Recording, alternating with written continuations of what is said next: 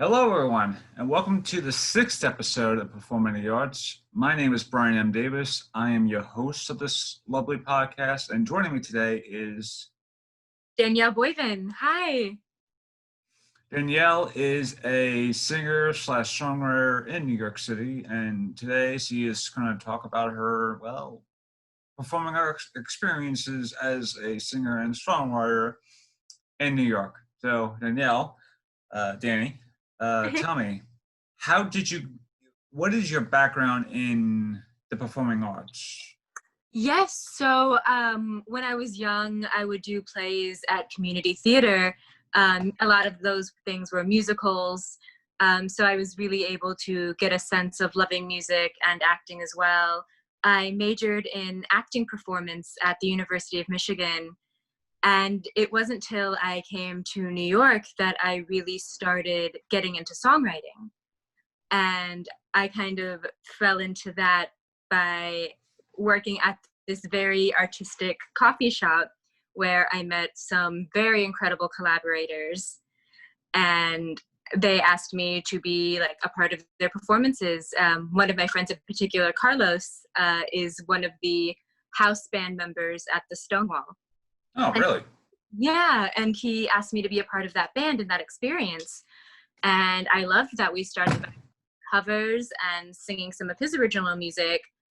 And he really liked a lot of the poetry that I used to write and that I do still write. And he told me, he was like, I think that these would be really good lyrics. And so we started collaborating in songwriting as well. I've always loved writing, but it's always been in the form of prose or poetry. I never really went over into songwriting until I came to New York.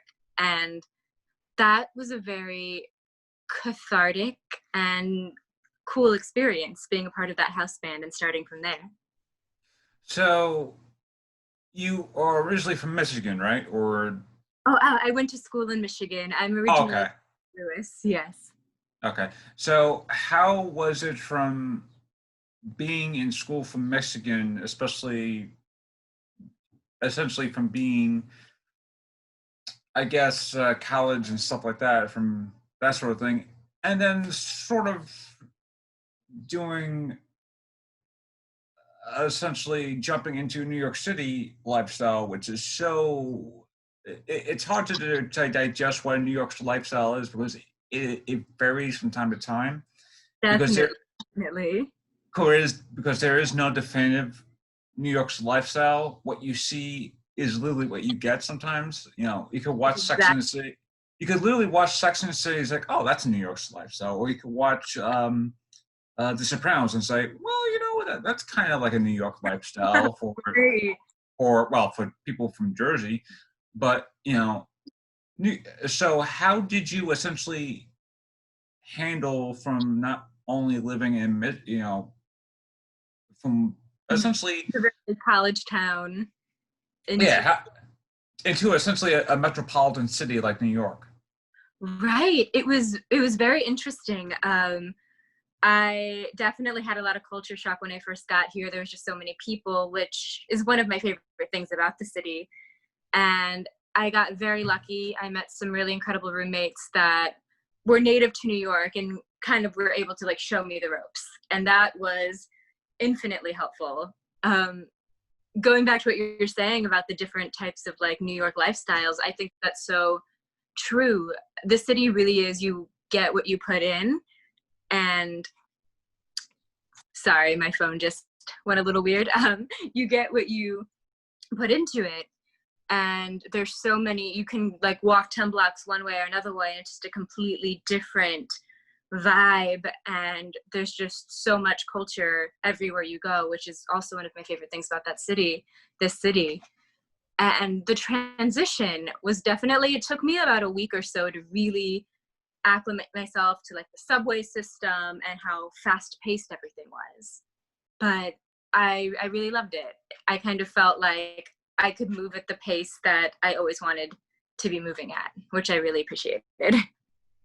So now that you're living in New York City, uh, how much of the arts in New York City did you start experiencing? Like, did you just start going to, hey, I want to go to Metropolitan Museum of Art? Can I go there? It's like, and then can I go to the Museum of National History? It's like, was it like a slow burn, like upon arriving, or was it just like, hey, I'll just do this first, and then maybe I'll do this sometime other time, or was it just like, Oh, because I you met, I threw myself in. I love museums. The Museum of Natural History is one of my favorite places in the city. I used to live quite close to there, but I would go there like once a month just to like check in on it, see how it's doing. I love to learn.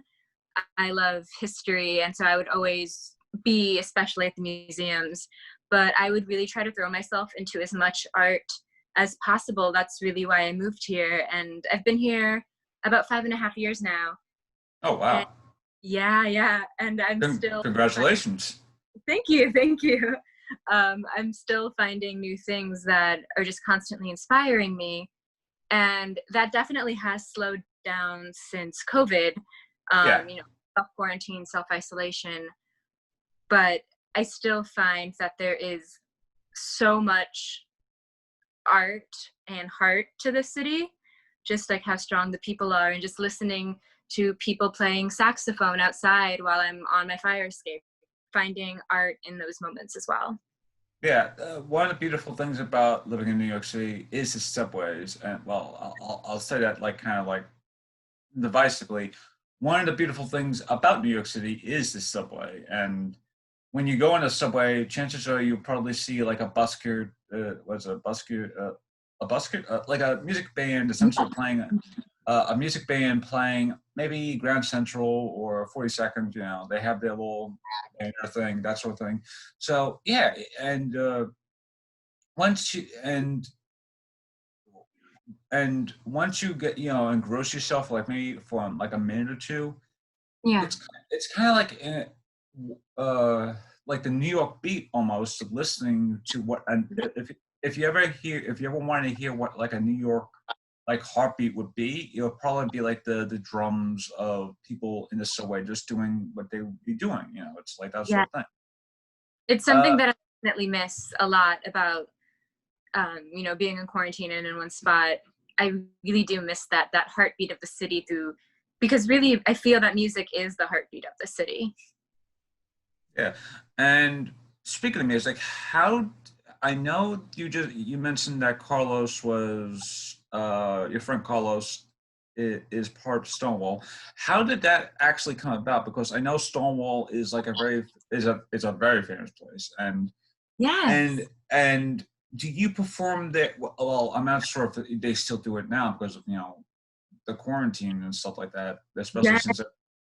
But in your experience, like, how did you start performing at Stonewall, and like, how was that like? How was that essentially experience for you when the first time to like say like the upteen time, whereas it's like, it's another Friday night. Right. So now that because of quarantine, we have been doing Zoom performances and Instagram live performances for the Stonewall Inn, which has been amazing. Carlos and I were both baristas at this little hip coffee shop, and we would talk about music. And then from there, he asked me to perform with him. The first time, I was very nervous. I was like, this is a big deal. This is a very important place. And it was one of the most supportive atmospheres I think that I have ever been a part of. Carlos had already been performing there for about 6 months, probably. And so I just kind of got swept right in, and it's definitely one of the most beautiful supportive places and stages. It's great to also workshop new songs and new ideas, and so you see all of these artists who are sometimes showing their work for the first time, which can be very magical, seeing that and then seeing that process. We perform once a month there, whether it be online now or in person, and it's every time it's just very exciting. You never know who you're going to get, who's going to be in the lineup, the people that are going to show up, and so it's always very exciting. Hmm. in terms of your music, lyrically, do you usually focus on like a certain theme, or is it just like different songs, different themes, or sort of It's like the different. same thing? It's different themes, definitely. I am very drawn to the idea that you can never fully understand another human being, that we all have a million different worlds inside of our heads. But it's so exciting to try, even though you know you'll never get there. That's one of the themes that makes me the most excited about music and about humanity. And so I do find that that theme guides my work a lot. I'm also very inspired by literary characters as well, and what they might be going through, like musically. Like I wrote a song one time inspired by Arya Stark from Game of Thrones, and it was probably Nice. one of the most things I've ever written. But yes, I do really like to write about the fact that a human can never fully know themselves and how exciting that is that we're constantly learning and growing. Now, you just mentioned inspirations. Are there any other inspirations that you have in terms of acting or musically? You know, in acting for me, it's Gary Oldman or Christopher Walken. If I was a musician, I would probably be influenced by bands like The Who or Pink Floyd or Metallica or stuff like that. But as an actress and singer, like who are your inspirations in terms of like that sort of thing? Yes.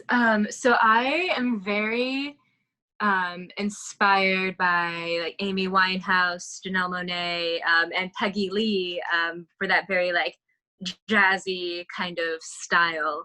And all Hmm. three of them kind of like lean into that.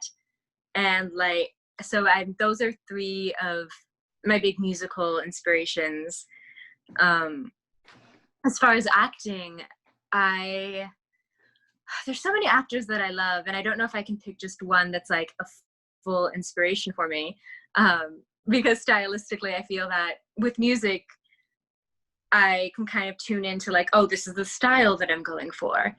But with acting, it's more, you already have the script laid out for you. And so for that, I always try to dig deep into the genre more so than maybe a specific actor or actress. There's so many good ones. So tell me, in your experiences as an actress, especially in New York, Mhm. uh, and then coming from where you originally were in your college town, like how was it production wise? Like, was it a like a tonal shift between the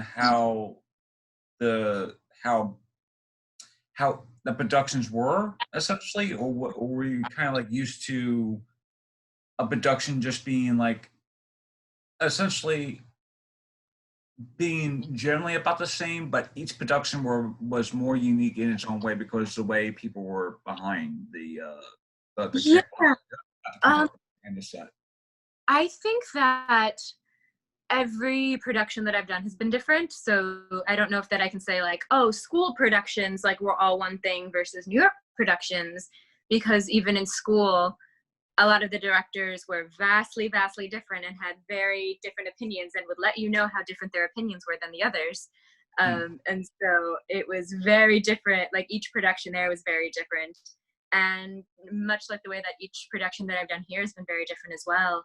I've been really lucky to work with some very cool directors, all different genres. Like I've done some like really deep dramas. I've done some comedies and like all these sci-fi, and everyone does have a different method of getting the project to go where they want it to go, but it always ends up in a same place of like mutual respect between the creators, and that's I've been very lucky there.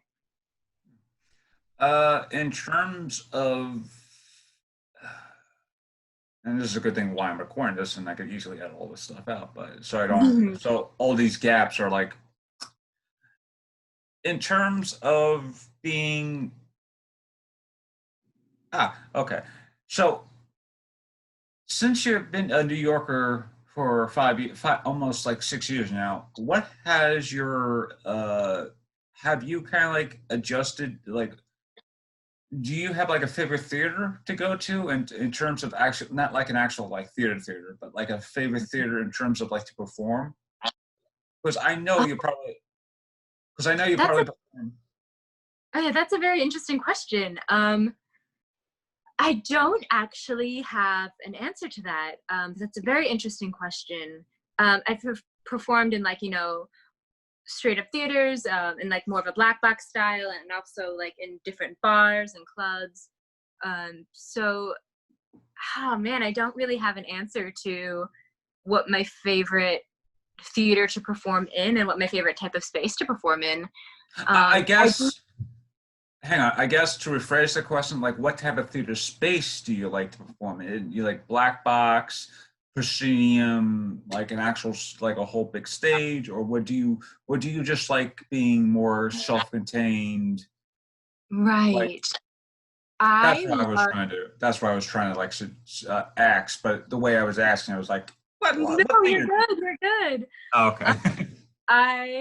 I do love black box theater. I love how intimate it is, and I love just the type of scripts that typically end up in black box theaters. I find really cool. I love intimate theater. I love simple, minimalistic set. So I think that if I had to choose, black box would be my favorite to perform in. Yeah, I've done black box most of the time when I was a student at BMCC, and BMCC has a great black box theater, and Hmm. Brooklyn College had, I believe, a nice black box theater, but I didn't really use it that much because the black box theater was being refurbished. So Hmm. it was being refurbished the previous semester, and it was and my class was actually helping, refurbishing all that stuff. And by the time we got into the new semester, COVID happened, and we couldn't really use it that much. And Right. and there was there was another like space that was like more like a studio space that was like more like almost like a not ballroom, but it was more like a ballerina type of space where it's Oh, like yes. a dance studio. So Mm. yeah, I honestly do like the more self-contained of a black box, because a black box actually allows you to be more like natural and be more mindful of what's happening in front of you. Because if you're on like a big stage, a regular stage, like you have a lot more creative experience, but you have to really shout your lines. But if you're in a black box, you can Hmm. easily talk at room volume, which is what I'm probably doing right now, and Yeah. people will still hear you, and everything will still come across. Everything will still come across, just naturally, as Right. opposed to just being on, a big stage and whatnot. But yeah, Right. I do agree that being on a black box has a lot more of an impact than, say, a regular stage, or even something that's more outdoors. And Hmm. speaking of outdoors, have you performed outdoors? I have done mini shows like reviews, like musical reviews, but I've never done a full show outdoors. Hmm. When you say musical reviews, do you mean like reviewing a show, like reviewing out, like, hey, we saw Hamilton. And then we'd be talking about like what Hamilton, and talking about that, or do you mean like, Oh, more like musical numbers from different shows for like oh, okay, that. Yes. oh, okay, let's see, don't worry, I got my questions. Hang on. And so as of right now, you're, as I said, close to 6 years in New York City. Hmm. Have you had your defining moment yet, or are you still kind of making your way towards that? Oh, I don't know. By defining moment, I think that it's come in a lot of different moments. Um, I don't know that there really is like for me defining moments, but more smaller. moments that kind of create A defining moment. like perceive the world. So I would say more, I've definitely had little moments that slowly have made me realize, oh, I fit in here. This works for me. Uh,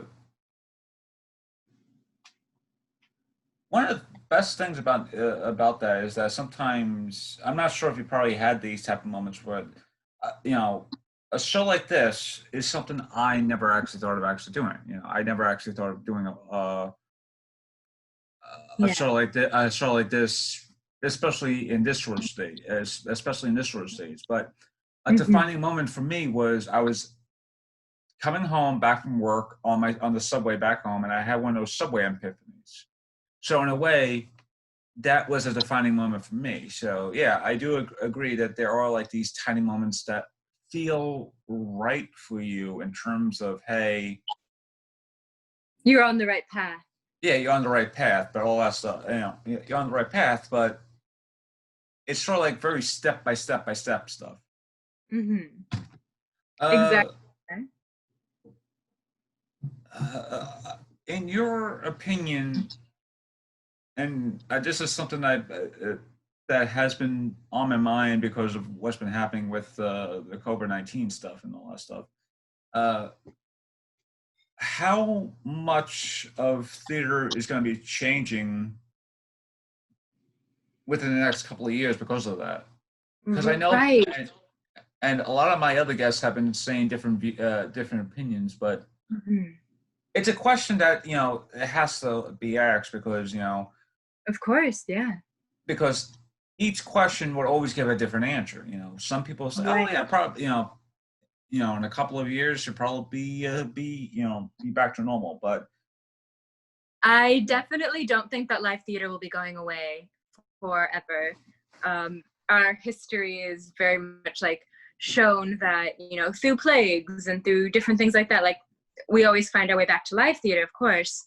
However, I do think there is a wonderful opportunity to make shows on Zoom or different platforms more accessible to the public and hopefully at a much more affordable rate than what is currently the norm. So I think that we can still have live shows, of course, but I think that also adding on online shows to people who maybe are not in a big city with a lot of art or who like need to be homebound for some reason can still access that. And I think that that's something that I've seen a lot of innovative people do. I've seen some online stand-up comedy shows recently. A lot of my friends are in that scene. yeah, And Dave Chappelle just did a recent comedy special, and he basically did it almost online, and it was also social distancing too. So yeah, yes, exactly. And I think that that is something that should not go away. I think that everything theater wise will come back. But to get rid of also the online experience, I think would be the wrong thing to do. I think we should have both.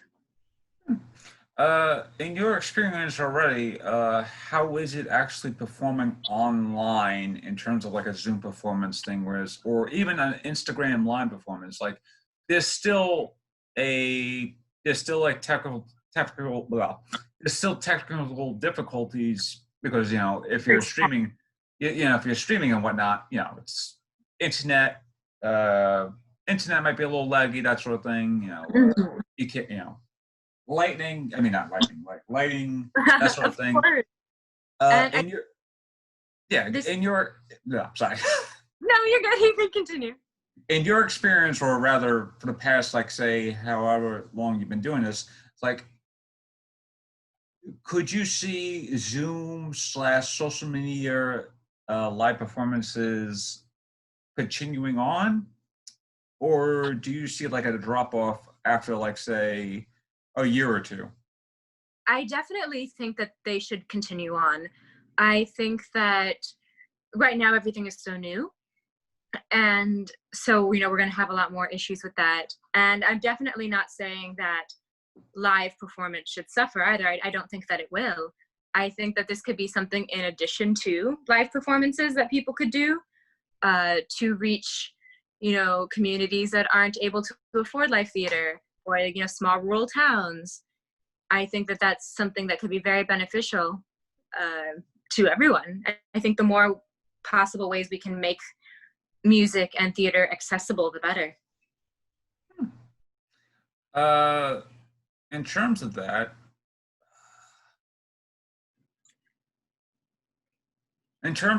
do you think, even though these are very accessible ways of actually seeing, people have Instagram. Well, a lot of people will have Instagram, but sometimes, sooner or later, and I'm not putting this out in the world or anything, but sooner or later, they might actually, people might actually stop paying people saying, hey, if you want to see this performance, give us like a ticket link or something like that. And then you will get like a private Instagram link that would essentially. Yes, that's actually what we've been doing. Not on Instagram, but on Zoom. A lot of live performances are, you have to pay to get in and pay to get a ticket to get the link to get inside. And they actually have a stage manager, I guess a Zoom manager, who lets people in and who tracks who has a ticket and who doesn't, and who takes care of muting the audience if they're being too rowdy. Yes, that's definitely something that's been happening. Could you actually explain more of that process if you can? Or is it just basically, or is it just basically what you just said? People just come in, have the ticket, almost like as if you could just be shows. Like people come in, the stage manager gets their ticket, they sit down sort of, and then they just watch the show, and they get too rowdy, you're booed. Exactly. So I've actually seen on some shows people who have been rowdy and then they get muted and then they unmute themselves and they get rowdy and they get kicked out of the link. And like they give like a speech beforehand, much like live theater, about, you can't be rowdy. If you like, we'd love to hear your laughs, but if you are going to be rowdy or try to heckle, you will be kicked out, much like how that would happen in a real live show. And tickets are a bit cheaper because it is online and you don't get that inter-person connection that you normally would have. But it's been really good for different venues to help them pay their rent and stay open. So that we can have a live show again, hopefully very soon. In terms of the Zoom performances that you have done, have they been plays or musical performances or both? The ones I've been doing have been musical performances. However, I do know some people have been doing play readings as well. Because I know the play readings have been getting a lot more traction on YouTube, especially since a lot of famous actors have been doing a lot of like charitable donations, that sort of thing, and been essentially doing something like this, a Zoom related call that essentially allows them to read over a famous Shakespeare play or something like that, and do like something to that effect. Yeah, that's actually very interesting. Essentially, how you're still able to perform, you're still able to essentially sing your songs or perform your songs, I should say, and still get an audience. And so, yeah, it's interesting how essentially how much of the technology has changed, especially for theater. Yeah. Especially now that we're in essentially 2020, and 30 years ago, and what was it, 1990? Oh my God, 1990 is 30 years ago. Jesus.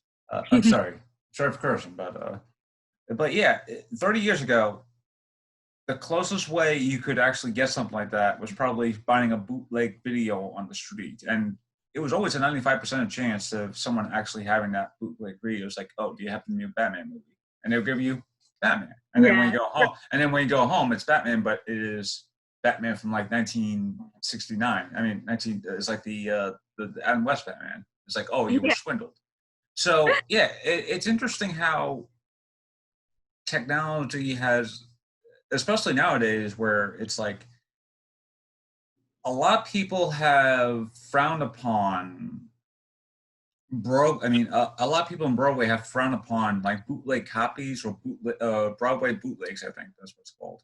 Hmm. And and it's actually pretty amazing how, or rather ironic how, now people are actually using that notion of video performance like this to actually bring a play or musical or even a performance like a rock performance or stuff like that to life. Right. Because And oh, sorry. no, because people still need to people still need to be entertained. There still needs to be revenue, that sort of thing. But I just find it kind of amazing, but also ironic how oh yeah, don't do not film inside the theater while the play is going on. And I worked as an usher, so I could tell people would still be using their phone just as the curtain be closing, or that sort of Yeah. thing. And I would And say that it really comes down to consent of the artist. Obviously, when they are on stage on Broadway, they're not consenting to have their performance taken and put online. However, with this is an artist actively choosing to share their art through this medium. So I don't know that I would necessarily compare the two, as it does kind of come down to the consent of the artist and what they are choosing to share with who they're choosing to share it with. uh, and you feel totally comfortable just feeling just for someone like me to share your essentially views and artistry like this Of onto a course, that's plat what I need. uh, onto a platform like for YouTube, and this is something that's this is something that's probably going to be like that's just going to be like, hey, this is just something I'm just doing for a couple of weeks, and then over the next few weeks or so, it's like I'll be releasing these episodes one after another, maybe twice on one day, that sort of thing, depending on if I feel like, hey, I need to fill up another quarter or not, that sort of thing. But Yeah. in terms of just in terms of just like social media, how well do you think social media has been a factor into essentially? I want to say it's been helping the entertainment industry a bit since the lockdown. Absolutely. So, do you still see social media still being like this, especially if everything goes back to normal-ish or normal-ish, and people start going back to productions, that sort of thing? Do you Mhm. still see this sort of thing still happening, where it's like people could go on Zoom and do a performance like this, where it's like they want to do Hamlet or something like that. They Yeah. want to read Hamlet, that sort of thing, and people will pay like $10, $15 just to see Patrick Stewart, Helen Mirren, and a lot of other people just doing Hamlet, that sort of thing. I And do, yes. I do think that obviously I hope and I do believe that live theater is still going to flourish. Absolutely. And there's nothing that will really replaces live theater. It's something that's so unique and so special, whether that be music performances, plays, what have you. It's so unique and beautiful. But I do think that having another medium to let artists showcase their art is also wonderful. I don't think these two things have to be competing with each other. yeah, and also it gives people much more of a. It's sort of like what's been Hollywood been doing for the past several months since the quarantine lockdown, which is essentially having their music movies be released on demand rather than going to theaters. Because if there was a Right. theater that's open right now, chances are no one will be inside because they haven't really been taking care of that theater. People might have been sick during that theater, that sort of thing. Uh, Mm-hmm. do you see, is it possible, at least in your opinion, is it possible that theaters could actually be more mindful of that and using this platform, Zoom platform, or maybe even a YouTube platform, pay Mm-hmm. people in order to see this, say, hey, And this is, and my previous guest and I had the same conversation where it's like, hey, it's similar to the previous conversation where it's like we can't have it at full capacity. So Mhm. why don't we just do like say a YouTube link where it's like we could just link the show into the thing and people will pay like the like say $30 or maybe even $40 just to watch the show from the comfort of their own home. So rather than being inside a theater for say like 2 to maybe even 3 hours, especially if it's like a more socially distant theater or where people have to be more mindful of everything. Right. And I think that I don't know how theaters will be changing, but they will have to change, I think, after this, at least for a little while, of how they are going to thrive in this time period. Whether that be by releasing on demand or by like what you said, which was I thought was a very great idea. That's very cool. Doing it by like show times and having people pay and then watching in their own homes or however they socially distance. But I do think that there will be a lot of changes to how we have been running for a while. Now the Broadway League says the quarantine lockdown is supposedly ending, or at least by September or so, but they may have changed it to January. I'm not sure. Do you see like when do you see like shows actually resuming back to normal? Do you see it like happening Ooh. like maybe late? Do you see it like happening next March, or do you see it like as soon as possible? Because I think for the most part, people will want to go back to normal and start seeing shows, even if it's going to be like, hey, I'm gonna have to wear a mask inside the thing and just like eat like that sort of thing. Yeah, I really have no idea. I wish I had some kind of an answer there. But I think that new information is constantly circulating and coming out day by day that I don't think I could give an informed answer about when I think theater is going to be going back to normal. It would, if it happened right away and there was no COVID spikes, that would be amazing. It could also last quite a while. But yeah, I honestly have no idea. Yeah, if it was not COVID and if this was just like a regular Broadway strike, then it would be just like a writer's strike. We're just waiting for everybody just to say, "Hey, sign Mhm. on the dotted line" or something like that. But this Yeah, is a way different world that we're living in right now. absolutely. But in the foreseeable future, what can we expect from you?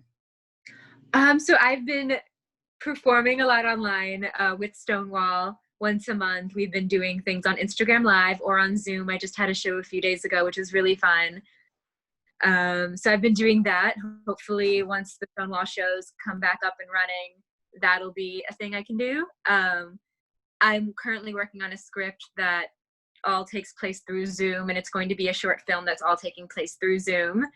Yeah. Um, Very excited to work on production for that, where that is very much the center of the plot for it, and talking about quarantine stories. And I have also been working on an ebook. Our first book dropped June 1st, and it's called The Kaleidoscope Rebellion. It's different essays, recipes, poetry by several other very amazing women. And I was lucky enough to be a part of that. And you can find that on the kaleidoscoperebellion.com. It's all essays talking about our different experiences during quarantine, and ways that we have kept sane and shown love in a very strange time. So during this quarantine, you pretty much like wrote a book, like literally wrote a book. It's like, so how did that come about?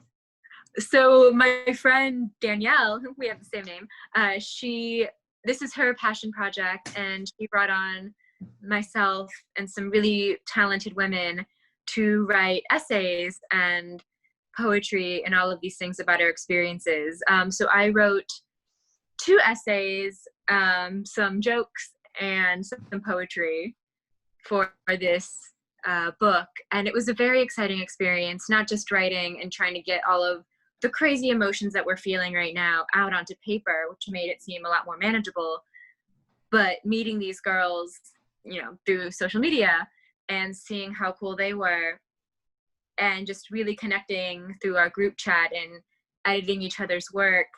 And these are women that I had never met before. So it was like something very cool about that energy of just throwing yourself into a project where you never physically meet them face to face and you're just trusting them, and they are so awesome and trustworthy.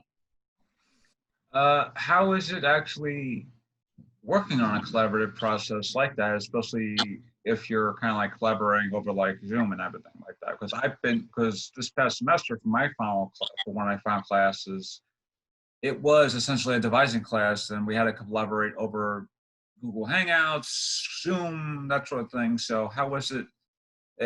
How was it essentially collaborating over a platform like this? Was it a joyful experience, or was it experiences like this is the type of thing I would have been doing if it was just in a room somewhere with the other my other friends? I really liked it. I liked it because these are women that live all across the country. So this is almost a way that were brought to work together that we probably never really would have been in the same room together at once. So that was really exciting, hearing all of their different experiences with quarantine. Like some were even abroad, which was very cool to like just, you know, be in this group text together and editing each other's documents online. It was also a very individual experience in that we did write our own essays and our own experiences that we would put into the book. And it was very episodic in that way. But reading each other's pieces and going in there and just really talking about the ultimate emotions and feelings we wanted to get across in this ebook was so cool. These girls were just absolutely incredible and so unique and inspiring, and hearing them, I was like, oh, I feel like I'm getting cooler just by association. That's actually great to know. And in terms of your two essays, could you share what you wrote, or would you want us to actually buy the book and actually see it for ourselves to see what you actually wrote? Oh, I mean, I can definitely talk about what I wrote, but I would love you guys to check out the book. You can get it on thekaleidoscoperebellion.com. But yes, the things that I talked about the most were I have isolated on my own for a lot of the quarantine, and I was in Manhattan by myself. And I really wanted to work through my emotions of that and what it truly means to show love in the time of quarantine is basically the concept of what I wrote about. Yeah, that's and a lot of people during quarantine have been doing self isolation because they don't want to endanger a lot of people who they know, their family members, especially if they're. So I do applaud you, and Thank you. for doing that, especially if it did, especially since I was like, as much as I could see myself, I can't see myself essentially self-isolating for like long periods of time. I need to be around people because I need to be around my family and make sure, Yeah. my family is safe, that sort of thing. But in terms of the essays, I actually can't wait to see if I can read them. So, and that's not a plug for your books. She did not pay me money to say, hey, I'm gonna go get them. That, so. But I do have one question left, and it's a pretty straightforward question. Do you have any advice for the people who are listening or watching right now? Yeah.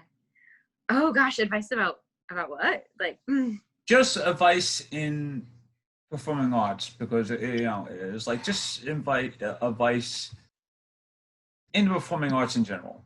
yes. Ooh, honestly, like, oh god, this cliche, I'm bad at this. But like, just freaking go for it. Like, people are gonna tell you like, don't do it, but like, if you want to do it, just like go for it. Do your thing, and also explore every facet of art and how you can produce that and how you can get your voice heard, because your voice deserves to be heard. Like I said earlier, every human has a million different worlds inside of their head, and that's so interesting to me and unique, and it's such a shame when people think that their worlds are not interesting enough to share, because everyone's are. And I think that that's something so special about humanity, is that everyone is special, and which sounds like, if everyone's special, then no one's special. But I don't think that that's true. I really believe that that's one of the most magical things about people. Oh, and another question that actually popped into my mind, Rush, is like, as you were just talking about that, do you think, and I guess this is like the final question, unless I have another question that just pops in my mind. Yeah. But do you think if there wasn't a global pandemic would have that happened during this year, would people would be as productive as they would be now, or would they just be like right now, just like, it's it's almost summer now. It's like summer 2020, my time now, or something like that. Oh gosh, I have no idea.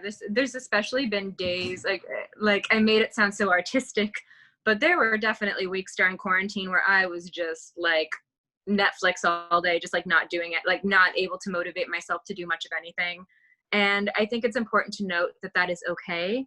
That because we are literally, it is not necessarily a pause or a break. Like we are in the midst of a global pandemic, and that amount of stress on a person can really just mess with you. Time seems to move so slowly and so quickly at once. So while I was very lucky to have very creative bursts, there were also times where I was just like laid out. So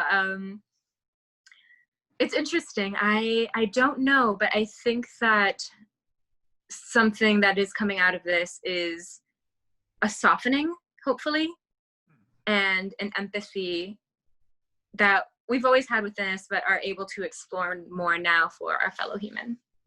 Yeah, and again, not to be the elephant in the room, but with the protest that's been happening for past like month or so, I feel like what you just said, that like there was this opening up, like there's more people being more empathetic towards everybody now, and now people are becoming a lot more essentially caring towards each other, and feeling a lot more of a general, hey, it's like a general, hey, I got you, don't worry about that. It's like if this Yeah. person's bugging you, I got you. All right. It's like, Like and people, calling out the systematic racism and injustice in this country is something that I am so proud to see currently, that we are fighting for justice for those who were murdered.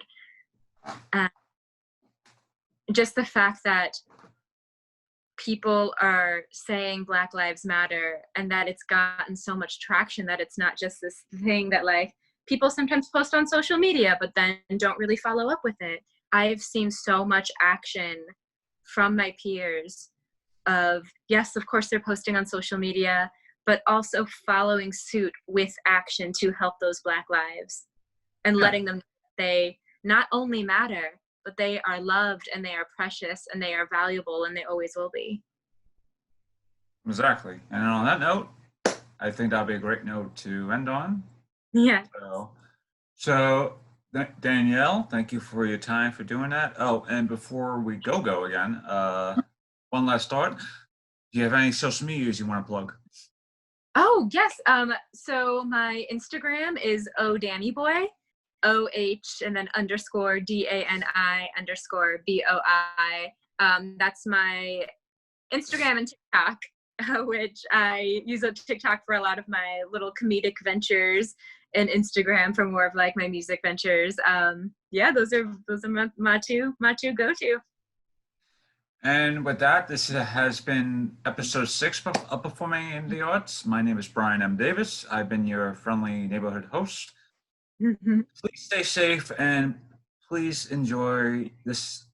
Please enjoy been your host, Bryan M. Davis. Please enjoy the rest of your day or night whenever you listen to this. So yeah, take care, everyone. Stay safe and enjoy your lives.